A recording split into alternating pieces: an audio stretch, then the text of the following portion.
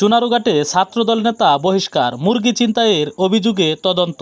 স্বপন রবিদাস হবিগঞ্জ প্রতিনিধির পাঠানো তথ্যচিত্রে দেখুন বিস্তারিত। হবিগঞ্জের চুনারুঘাট উপজেলার Gazipur high school and college ছাত্রদলের সভাপতি মোহাম্মদ শাকিল ফারহান মিয়া সাংগঠনিক শৃঙ্খলা ভঙ্গের অভিযোগে জেলা ছাত্রদলের পক্ষ থেকে বহিষ্কৃত হয়েছেন। রবিবার রাতে জেলা ছাত্রদলের সভাপতি সারাজিব আহমেদ রিঙ্গন এবং সাধারণ সম্পাদক জিল্লুর রহমান স্বাক্ষরিত এক বিজ্ঞপ্তিতে বহিষ্কারের তথ্য নিশ্চিত করা হয়। বিজ্ঞপ্তিতে উল্লেখ করা হয়েছে, শাকিল ফারহান মিয়া সাংগঠনিক শৃঙ্খলা ভঙ্গের জন্য এই সিদ্ধান্ত নেওয়া হয়েছে। পুলিশ ও স্থানীয় সূত্রে জানা গেছে, শাকিল ফারহান মিয়ার বিরুদ্ধে সম্প্রতি চুনারুঘাটের গাজীপুর এলাকায় প্রায় 160টি মুরগি ছিনতাইয়ের অভিযোগ উঠেছে।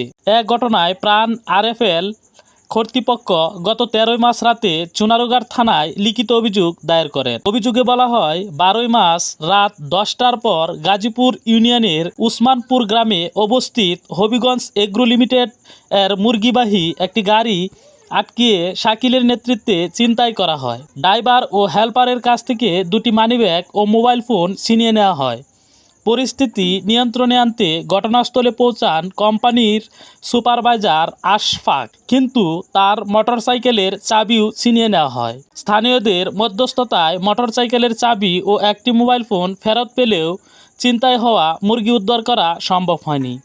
চুনারুঘাট থানা কর্মকর্তা বিষয়টি নিশ্চিত করেছেন এবং অভিযোগের ভিত্তিতে আইনানুগ ব্যবস্থা নেওয়া হবে বলে জানিয়েছেন।